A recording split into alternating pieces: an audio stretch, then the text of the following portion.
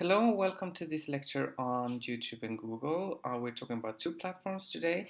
They do have overlaps in the sense that Google actually bought YouTube, as we will talk a little bit about today. So today's lecture, we are going to first talk about YouTube and then Google. Since YouTube is in the chapter of Van Dyke, we're going to talk about it first from a actor network theoretical perspective. I mean, what are the actors on this platform that have agency in that it directs action, have an influence what's happened there. And then talk a little bit about the political economy. Then we'll turn to Google, which is the focus of Christian Fuchs' chapter. And there, I mean, since it's Christian Fuchs, it's not so much A&T perspective, but more the political economy perspective and what he calls the Googleology, the Google ideology.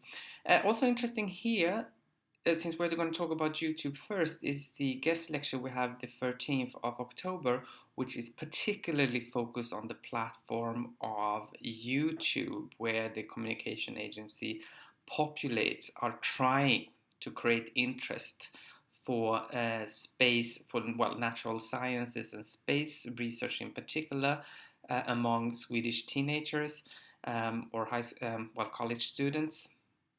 And yeah, this is something that you will talk about, and we will perhaps talk about in class as well, how to do that, because yeah, communication agencies are groping in the dark. Anyway, let's start the lecture, starting with YouTube. Okay, so YouTube it was conceived in 2005 in the Silicon Valley garage. It was a platform for sharing amateur videos. It was created as an alternative to watching TV. Rather quickly, though, it was bought by Google already in 2006. Well, if we look at the chapter of Van Dyke, I mean, she argues that it is the third most popular internet site. More than 400 billion videos and uploaded every month, and more content uploaded every month than all three major US TV networks have done combined in 60 years. So there is a lot of content, a lot of videos on YouTube. And this guy here is arguably the most popular guy on YouTube, and it's a Swede. It's, for those of you who recognize him, it's PewDiePie, or as his real name is Felix Kjellberg from Göteborg, Gothenburg. And in 2013, I'm reading here in my notes, he had 12 million subscribers to his YouTube channels, and in total 2.2 billion views. I mean, it's a lot. I don't know if he still is number one when it comes to a subscriber, but he's among the most popular. And what is he doing? Well, I mean, if you Google PewDiePie or Felix Kjellberg, you will find out that what he does is he plays video games and comments on them, basically, in a very funny voice. So this is what he does, and has, skyrocketed him into fame in the digital social networking ecology through YouTube, not the least. Continuing here, well, the chapter by Van Dyke is pretty much a story how we went from lean back TV, I mean, that we were sitting in the couch and watching television, the channels and what was on, to more user-generated content or user engagement for creating our own content, user-generated content. And then she argues we are going back to lean back television. As we will see in this story of YouTube that's being told here in this chapter, there is becoming an increasing focus on professionalized content and broadcasting techniques. And this you can perhaps think about the concept of sublation that Christian Fuchs talks about, and they talked about in class in a previous lecture.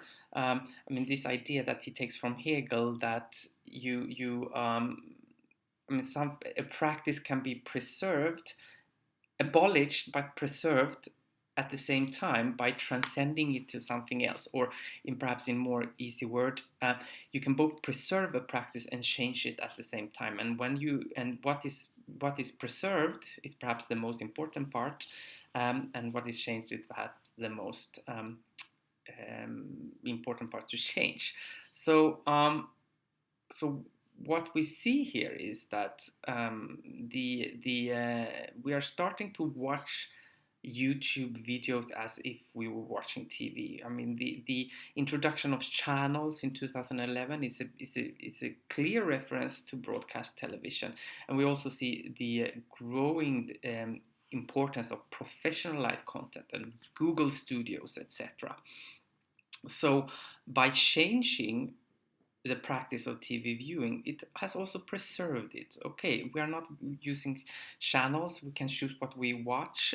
It's not time-based. I mean, we are using channels on YouTube, but not in the same way. We can choose what we want to watch at what time. As traditional television networks are also changing their practices into. So YouTube and SVT Play or other play functions on traditional broadcast networks are becoming very similar. So it's a growing interdependence between television and video sharing platforms, and an integration of video sharing platforms into the social media ecosystem, according to Van Dyck. You know that there is a compatibility to upload content YouTube content on your Facebook profile and Twitter, etc. And here you see also some of the most popular YouTube videos, and you can see, well, I don't know if you see it very well, but if you download the PowerPoint presentation in the file area, you can see that this comes very much from professional content. Okay, so where are we here? I think, yes. Are we? Yeah. So YouTube merges all media, television and music clips. I mean, coming from MTV, that was a very popular network in the 80s, 90s, with the ecosystem of connective media, according to Van Dyck. Could this embrace a bottom-up participatory culture? Could this kind of video sharing system help, let's say, political participation? Or does YouTube epitomize the new concentration of capital and power? I mean, of course you can answer yes to both these questions, and the answer is always somewhere in between. And we should thus be a little bit precarious when we hear someone saying that, okay, YouTube is just bad, it's just, it's just the concentration of capital. It doesn't only help serves the interest of the owners, but we should also be a bit precarious when we hear statements saying that YouTube and Google or whatever social media platform is just good because it helps create interactivity and helps people, because we know it's the commercial logic behind it. So we both have to attend, according to Van Dyck, to the platform's corporate structure and business models without undervaluing the role of the user. I mean, this is her combination of actor network theory and political economy. And further, she states, if the story of YouTube strikes you as a fairy tale that ends with customers living happily ever after, it should leave us with a number of philosophical questions regarding the control of a content, the vertical integration of platforms in the hand of the owner, and this concerns powers of citizens versus corporate agents, users versus owners, old versus new media. I mean, these are distinctions now that are becoming increasingly blurred. Okay, so let's go into then the actors, the YouTube actors, looking at the YouTube from an actor network theoretical perspective, starting with the actor of technology. What Van Dyck highlights here is the difference between streamed content from downloading content. By streaming content, not downloading it to a computer, of course, you can bypass legislation such as, well, you could at least bypass legislation such as copyright. but it also challenged the traditional broadcast model, because this streaming content was based on users uploading their own videos, their own clips, um, and sharing them, commenting on them, etc. And this challenged the traditional fireplace model of television viewing, that we were gathering around the fireplace and watched the same thing at the same time. This is not happening to the same extent. Van Dyke talks about homecasting, the home video plus broadcasting, that is homecasting. So we are broadcasting our home videos. You can compare this to Castell's notion of the mass self-communication. It also has a narrowcasting tendency. Well, it had, at least, YouTube, that you could target fragmented audience directly. And you can also create your personal viewing schedules. And perhaps this is what, I mean, talking about sublation, again, this concept, this is perhaps what has changed, even though we still, YouTube has perhaps evolved into a lean back watching platform. This is perhaps what has changed from the traditional broadcasting model, that we can create our viewing schedule. Now, we should understand that these changes has a history. It didn't happen alone overnight with YouTube. I mean, TiVo and these platforms made way for these changes to happen. Yes, viewing is steered by search engines and ranking algorithms, so technology does matter. Is an actor here, according to Van Dyke. If you click here on a very popular meme here, or a very popular clip, Swedish professor Hans Rosling telling Danish journalism that he is right and that the journalist is wrong, and they should listen to him. I mean, you can click on this and then you immediately get suggestions here, so which will push you, discipline you into clicking on these things here, which then this becomes, the algorithm becomes an actor in this network. So the question is, how much control does the user have? Of course, we have the choice not to click on this or to search something else, but of course we are steered into clicking on this. Okay, let's continue. Technology, while streaming content is not the same as owning content. I mean, I mentioned that. That's why copyright legislation had a difficulty to apply on YouTube.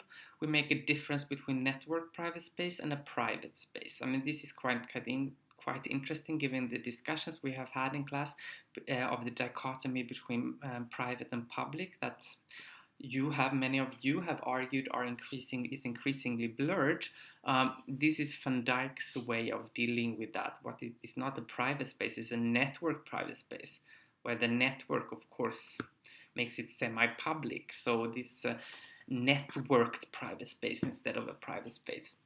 Broadcast yourself to your network. This is your digital video repository. These are slogans that have been used by YouTube. Well, as I said, there has been a move towards prioritizing television feature, I mean traditional television feature, over social networking. But starting with the introduction of channels on YouTube that you can subscribe to in 2011. I mean, just think about the terminology used here: subscription, channels. These are terms that emanate from the mass media time, subscribing and channels. So are we going back to traditional broadcasting? Well, I mean, not really, I would say. There are still things that gets enhanced, I mean, in the process of sublation. For example, that you create your own video watching schedules. So you are interactive in the sense that you can decide what you want to watch and when, and this is different from traditional viewing. But perhaps you're not as active in commenting and uploading your own stuff as some would argue is important when talking about interactivity. Um, yeah, okay. So going to user and usage here. I mean, once again, Van Dyck uses the term sharing here, video sharing, watching and uploading videos. But also favoring videos. You can favoring videos, starlight them is my favorite videos, comment on them, as well as archive them in your own digital video repository. However, commenting is not as common as it used to be. So in the beginning here, this was more like a participatory culture or cultural citizenship. Today, it's becoming more like a traditional TV viewing, with YouTube offering partnership programs to traditional broadcasters. As I showed you in the most viewed clips on YouTube, emanates from traditional broadcasters. This is a hybrid system, or where traditional broadcasting and social media converge in this system. I made a little fact box here on cultural citizenship. What is meant by cultural citizenship goes back to another Dutch scholar. We love the Dutch scholars, don't we? Joke Hermes and her idea from 2006 that citizenship can be practiced in many different places. Also in the popular cultural sphere. I mean, this can become a public sphere in that it offers images and symbols that evoke emotions who in turn are very important when we before we engage politically. They could become reasons for political participation. And political participation may also take place via emotional and aesthetic modes of communication found in popular culture. Now, I've been writing about this when I studied a queer network online and their discussions of politics. So those of you interested in this concept of cultural participation and cultural citizenship, I have some writings on that. But the argument by Van Dyck here is that we're moving away from this cultural citizenship towards a more traditional broadcasting. And here we have an image of a YouTube studio. YouTube now building professional studios that they are allowing their popular producers to use, so to speak.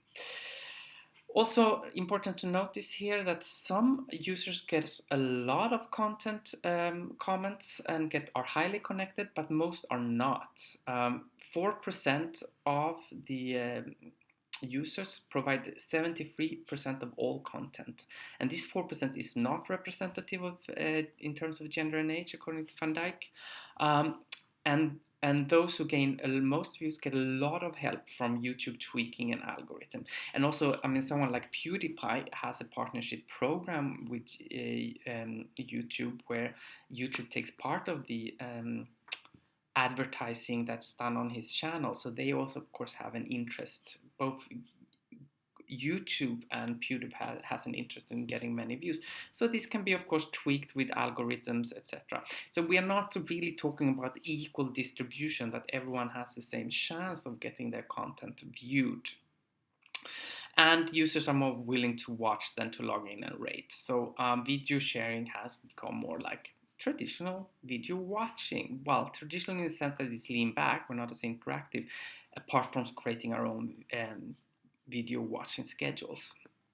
So do we not like social networking, or are we rather do we rather like passive TV watching? These are, of course, questions that you could raise in the discussions for the flipped classroom when we meet in classroom.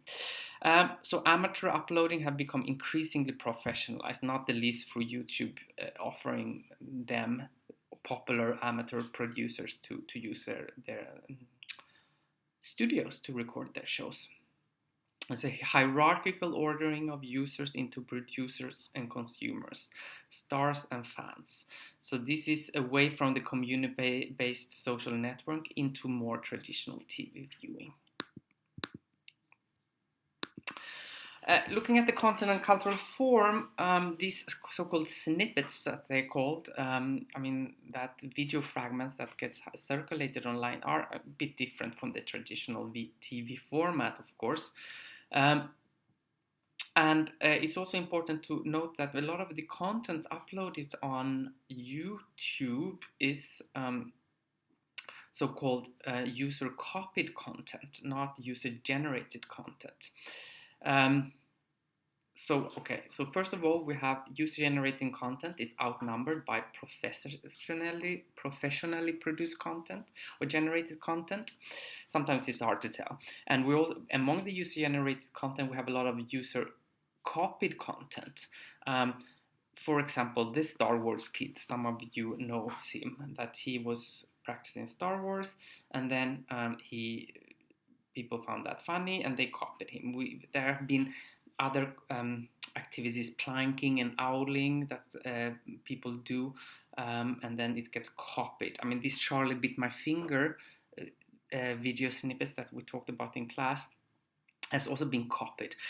This guy here is, let me say, Gary Brolsma in the US, who made a kind of he was miming to this famous Moldovan pop song sung in Romanian, Dragoste, my Romanian is pretty bad, Dragoste Tinde, or it's called Numa Numa. I actually have it here, maybe we can hear a little bit about it.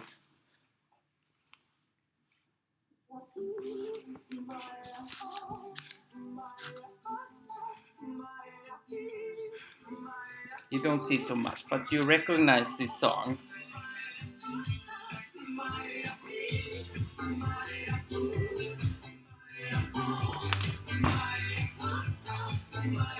So here we have this Romanian pop song, very catchy tune, Numa Numa. It's perhaps, if you Google Numa Numa, you will see Gary Brolsma being this slightly overweight kid who really looks into the camera and says hello, starts to sing this, giving it his all and really enjoying dancing to this song.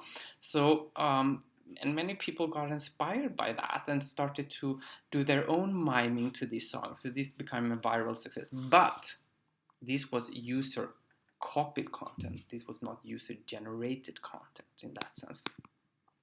All right. Going to YouTube political economy here. Moving forwards. Well, okay. I must say that I have a little bit sometimes trouble to follow Van Dijk here, because when she talks about ownership, for me, it's more like a business model. I mean, ownership is pretty much, I mean, it's owned by Google, so that's the ownership model. You see the conversion of television and YouTube. I mean, this is the SVT Play, the Swedish Public Service Broadcaster, their Play version, where you can see their programs, make your own video, TV watching schedules, very popular. So this is conversion I've been talking about, and that Van Dijk's also mentioned here. So major broadcasters have adapted to on-demand TV. The importance here, and this is something that you can think about, because this is what I know that Populate, this communication agency you will meet the 13th of October, is struggling with, is how to keep viewers' attention. Now they are creating this channel where they upload episodes together with Sweden's only astronaut in some episodes in order to create interest in natural science and space, and what they want to do is to create loyalty. As they say to me when I'm talking, to get a viral hit anyone can get. Well, I'm not sure that anyone can get it, but anyway. But how do you get people to come back, like PewDiePie, a subscriber who come back all the time? This is what they're interested in. How do you do that? People don't really know. This is perhaps something that you know and you want to discuss. Okay, ownership. That was ownership. Governance. Well, there have been there is of course a lot of monitoring of the users. There's been some intellectual property fights between user-generated content and professionally generated content. This has been gradually settled, granting more visibility to the professional producers. And with Google taking over, of course, the harmonization of the terms of services has been with Google platform, granting Google greater control over users' whole online experience so that they can profile and data mine better in order to target advertising. I mean, you can also see Fuchs talking about this. Well, is privacy under threat here? We can go back to this discussion if you want. Because of Google/YouTube's economic surveillance. Well, I mean, there has been some drawbacks for Google, notably some verdicts in the European Court of Justice, granting some more privacy rights to the users. But was this really necessary, for example? Going to the business model, yeah,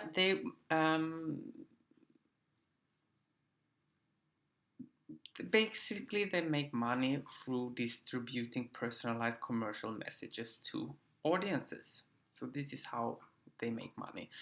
And we should also perhaps consider here Google's multi-platform strategy that they're trying to take over. Well, they were at least taking over many platforms. I mean, we have social media conglomerates in that Facebook took over Instagram, etc., in order to be better at profiling data. So connectivity has become a resource. You can also pay per click in video advertising, promoted video. So video producers here can also pay YouTube to get their videos promoted. So it's not only targeted advertising. You can also do in-video clips or in-snippets clips advertising. So what they're doing is combining user-generated content with professionally generated content with search and advertising. This is their basic business model. It's not very dissimilar from other social media platforms. Now, is there a problem that the platform that also distribute and produce content measure attention? This we can think about perhaps or discuss. Can this power be abused? Is there an exploitation potential here or threat, if you want to see it from that perspective? Etc. etc. Okay. So let's leave YouTube and go over to Google. I mean, the political economic perspective is pretty straightforward in the sense that we know what's happening. So let's move on to Google. Well, Google and YouTube belong together. They are the same company. Google is the dominant search engine, especially in Europe, more so in Europe than in the US actually. Almost 50% of all search were done on YouTube in 2013. I mean, we don't know exactly how Google, because this is the company, it's not transparent in that way, but it's basically based on links in and links out. The more links into a website, the more links out from web page, the more it gets higher on the Google search when you search something. But Google is also shaping how we search, organize, and perceive information. And do remember Andrew White's first the chapter that one of the first book were in this course where he talks about information searching and how it's changed. So it does shape it. It does has agency. Going back to the actor network theory, to Google had become its own verb. I should Google this, go and Google that. Has happened before with brands becoming their own, taking on meaning on its own. Your Sony Walkman, then all the portable music hearing devices were called Walkmans, etc. Was founded already in '98 by Larry Page and Sergey Brin. It has purchased a number of companies, most notably YouTube. It's one of the most profitable media companies in the world, with a profit of almost $11 billion in 2012. Google Plus perhaps is worth a mention, even though we have to, I guess, perhaps consider that as a failure. Their way to compete with Facebook didn't really work. Okay, this based on Fuchs, of course, we're going to have to talk a little bit about the political economy. You know the drill. Google provides a form for advertising that is based on close surveillance of the users. So advertising clients knows a lot about who clicks when on their ads. So this is surveillance. And this surveillance also makes advertising on Google predictable, which in times of crisis is very important for companies, according to Fuchs. So the owners of Google gets wealthy, and the owners of Google make the decision, just like in any capitalist company. So from a Marxist perspective, thus, this is exploitation. This is exploitation of the workers and also the users. But if you're not a Marxist, perhaps you don't see a problem with this. We have to keep this in mind, that Fuchs is a Marxist. But also users are exploited. Without user-generated content by unpaid users, Google would not be able to conduct searches and thus make money. And without users searching online, no targeted advertising would be possible. So in this sense, from a Marxist perspective, you could say that users also both commodified and exploited. Commodified in the sense that Google instrumentalizes all users and all their data for creating profit. The users becomes commodities in themselves. That we as users are sold to the advertisers. Our attention is sold to the advertisers. Yes, some nice pictures I found. Humans, the new cash crop, or that we are becoming, into profit, our attention. Okay, Googleology, then we'll end the lecture with some notes on this. Fuchs goes deep into discussing the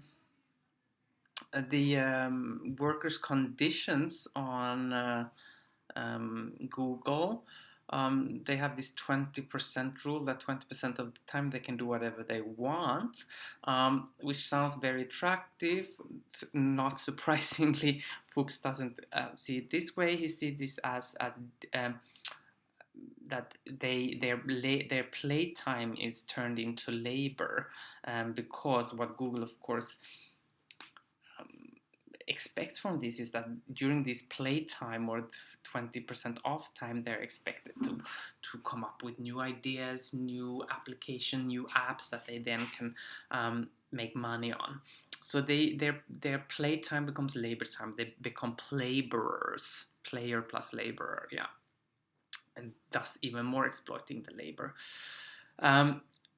He also argues that Google is promoting a hegemonic embrace of potentially disruptive participation under the umbrella of social media capitalist companies. Well, I mean, the basic argument here, you can see on the pages 145 and 146, is that by incorporating protests and by using this commercial platform for perhaps used in anti-capitalist protest and activism, these activists become subsumed under the logic of capitalism. Because even as perhaps Marxist activists trying to combat companies making money using Google, YouTube, Facebook, etc., by using commercial platforms, they become subsumed under the logic of capitalism. This can, of course, be criticized, and perhaps this is something we want to discuss. Google talks about the personalization on Google as transparent personalization. Google storing all user information so that they would know enough about users to give them targeted information instantaneously and seamlessly. Well, yeah. And interesting research here I just want to share with you is whether these social media companies actually know more about ourselves than perhaps we do. I mean, there is just recent research that I read about in the newspaper last week that states that 10 likes on Facebook makes Facebook know you better than your colleagues or your workmates, your friends. Here, let me see. I'm gonna bring that up. So what this research found was that they were making a lot of interviews with persons, and then these persons were liking things on Facebook. And what happened was that if someone, and then they asked their colleagues, friends, close friends, and partners, as well as they asked Facebook personal questions about these persons. Now, if the Facebook had 10 likes, it was as good to answer these questions correctly as were colleagues. So basically, this means that the people around you in the classroom, Facebook, by only liking 10 things on Facebook, Facebook knows you as much as they do. The same number was 70 likes for a personal friends. By liking something 70 times on Facebook, Facebook knows you as much as a personal friends. 150 for a family member, 150 likes, and the Facebook will know you more about you and your personality as much as a family member, and 300 likes for a partner. Now, what do I want to say with this? Well, this personalization here and pushing us to like things and to comment things and to search for things make this, I mean, is this a singularity? Will machines take over? Will there be a point when the machines know more about us than ourselves? I mean, this is already in the think stage here. I mean, with the Google artificial intelligence, there have been Google executives talking about the possibility, perhaps, of your cell phone or your another internet device or social media device whispering an answer to you as you think about it, because your actions online will make these platforms and these algorithms and these machines know you so well so that they will know what you will think and when. I mean, it's kind of scary.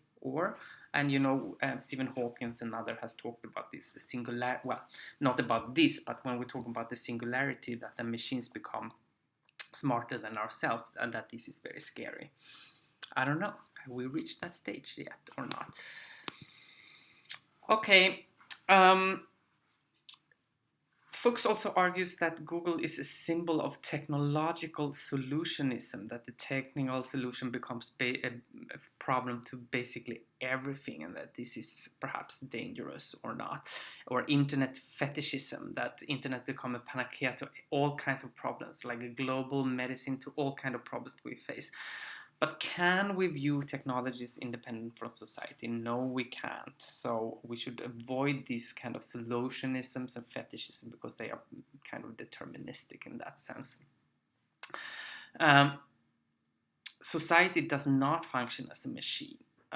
In this kind of technological rationality that society is fully controllable and programmable could also lead to discrimination. I mean, in the sense that as we are grouped into certain groups, to advertising groups, by Google, by social media companies, this might make us think that we are part of this group.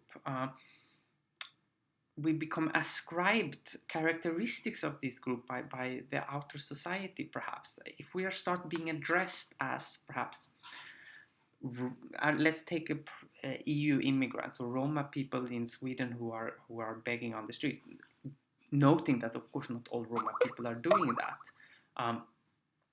Then, you know, if we become addressed and looked upon and talked about as belonging to this problematic group in society who sits there and beg and whatnot, do we become like that? Will this lead to discrimination? This is what Tim talking about here, this technological rationality leading to discrimination.